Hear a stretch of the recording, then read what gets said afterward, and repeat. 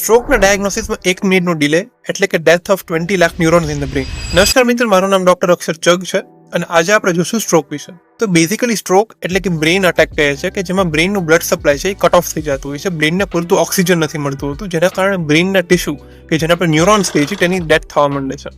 આને આપણે રૂટીન ભાષામાં પેરાલિસિસનો હમલો બી કહીએ છીએ. હવે બેઝિકલી સ્ટ્રોક જે છે એ 3 ટાઈપ્સના હોય છે, જેમાંથી મોસ્ટ કોમન છે ઇસ્કેમિક સ્ટ્રોક, કે જેમાં આપણે બ્રેઇનના બ્લડ સપ્લાયમાં ક્યાંય બી બ્લોકેજ આવી જતો હોય છે અને ઓક્સિજન અને બ્લડ બ્રેઇન સુધી નથી પહોંચતું હોતું. સેકન્ડ જે ટાઈપનો સ્ટ્રોક છે તે છે હેમરેજિક સ્ટ્રોક, કે જેમાં આપણે બ્રેઇનના બ્લડ વેસલ્સ છે તે બર્સ્ટ થઈ જાય છે અને બ્રેઇનની અંદર બ્લીડિંગ થવા માંડે. અને થર્ડ ટાઈપનો જે સ્ટ્રોક છે એ છે ટ્રાન્ઝિયન્ટ ઇસ્કેમિક અટેક ઓર TIA, જેને મિની સ્ટ્રોક બી કહેવાય છે. TIA ની અંદર સ્ટ્રોક જેવા જ સિમ્ટમ્સ આવે છે, બટ એ ટ્રાન્ઝિયન્ટ હોય છે.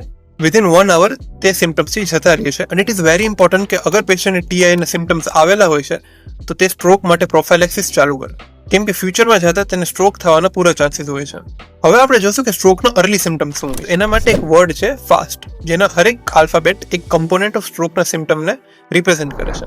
So F stands for facial weakness, કે જ્યારે બી પેશન્ટને આપણે સ્માઇલ કરવાનું કહીએ છીએ ત્યારે પેશન્ટનું એક સાઇડ ઓફ ફેસ છે ડ્રૂપ કરે છે, એ સ્માઇલ નથી કરી શકતું વન હાફ ઓફ ધ ફેસમાં. સેકન્ડ ઇઝ આર્મ વીકનેસ, જ્યારે બી આપણે પેશન્ટને કહીએ છીએ કે 2 હાથને તમે હવામાં ઊંચા કરવાના છે ત્યારે એક હાથ તો ઊંચો થાય છે, એક હાથ નથી થતો હોતો. થર્ડ ઇઝ સ્પીચ ડિફિકલ્ટી, પેશન્ટને જ્યારે આપણે પોતાનું નામ બોલવાનું કહીએ છીએ અથવા તો કોઈ બી એક સિમ્પલ વાક્ય બોલવાનું કહીએ છીએ ત્યારે પેશન્ટની સ્પીચ ક્લિયર નથી આવતી, પેશન્ટ થોથવાયા કરે છે. અને જે લાસ્ટ કોમ્પોનેન્ટ છે T, it is time to call the ambulance. આના સિવાય બી ઘણા અલગ અલગ સિમ્ટમ્સ હોય છે. અમુક પેશન્ટને લોસ ઓફ બેલેન્સ થતું હોય, અમુક પેશન્ટને બ્લરિંગ ઓફ વિઝન થતું હોય છે, સરખું દેખાતું નથી હોતું. તો આ જે બધા છે તે common early symptoms of stroke છે. અને આવી જ રીતે હેલ્થ અવેર રહેવા માટે ડુ ફોલો ફોર મોર.